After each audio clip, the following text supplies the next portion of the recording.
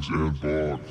Hey guys, and welcome back to your feature handle, Biggs and Boggs. I'm Marty Boggs. And I'm Julian Biggs. Thanks for joining us today, folks. Nice little quick special episode for you, so smash that like button. Let's get right into it. What are we up to today, and how can we plan for tomorrow? Julian? Today, shout out to Spencer, who is not with us today on Sound and Screens. So we are just in the backyard over at Marty's place today, enjoying some sunshine, if you will, backyard. in the nice backyard here today. But we know you still want to hear about the market, so we're going to talk about that a little bit after a market scope here first. Price prediction, market scope. Let's see if I can. Get into the markets here. Of course not. Here we go. So we're looking at the Bitcoin versus US dollar chart on the daily time frame. Let's get zoomed in a bit here and see what is going on. Not much action over the last week. Last week when we came to you, we were at $30,400, I believe, and we're about $1,000 under that right now. Still chopping it out in the same area. So, last week we were talking about filling out this wick to the downside, and I personally still think that's a possibility. But we've got some possibilities at some other action here as well. What do you think, Marty? I do believe that we will come up and kiss that blue EMA that you see coming down from above there, and that's where I'm going to be looking to short personally. So if we're looking at the top of these candles here, we're looking at about $31,200 was the last high, but we got these wicks high here, and that's about where this EMA will likely be if we do come up to that range. So that's going to be about $31,800 before some more bearish price action that we do think is coming in the next couple of weeks. So we're in the weekend here. It's Saturday right now when we're filming this video, and we have Sunday and Monday before anything really happens. Yeah, we know not much volume comes in on the weekends. So, like I said, just probably gonna steadily climb up while that weekend retail, people watching the sports commercials and all that stuff sort of start buying Bitcoin and get into it, and we're gonna do that. And then the big wigs are gonna come in on Monday and probably dump it on them. So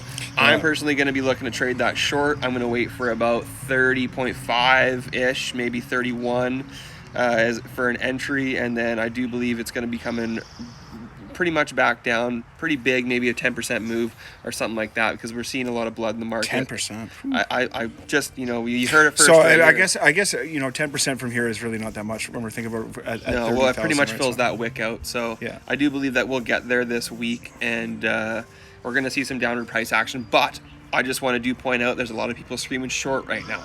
So we need to be paying attention to these EMAs, especially because when we're close to that blue EMA, I am going to be having a tight stop loss, because if it does pop above that, there's very well good chance we're going up to the next one, which is going to be like another $500-600 move. And there's nothing I personally love more than shorts getting liquidated. Yeah. So let's hope we go long. I personally think we do have a lot more time kind of just floating around at lower ranges before we see some good legs up and an all-time high again. So this is why we're dollar cost averaging still, but we might come to you with a little more trading information, because we do actively trade the market. Yeah, well, we want to make it so you can bring some money in even when the market's going down, right? And that's one of the big things that I wish somebody told me about. So I was in since 2016, 2017, but didn't learn how to short until 2021, and I was like, well, damn.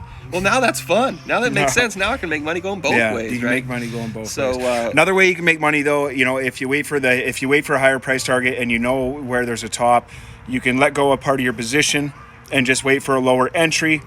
You buy back the same position that you had and then hold on to whatever the excess was, and keep that in a stable coin, or hold some profit that way too, is another way to take advantage of bearish price action without actually shorting the market. And if you can, on your exchange, short Bitcoin on a USD margin, so that you don't only that you're getting USD on your short. Getting Bitcoin on your short is fine too. I do that as well. But it's nice to get cash. But it's definitely nice to get. Yeah, you want to long in a Bitcoin margin, but you want to short on a US dollar margin. So just pay attention to that sort of shit if you're getting into trading.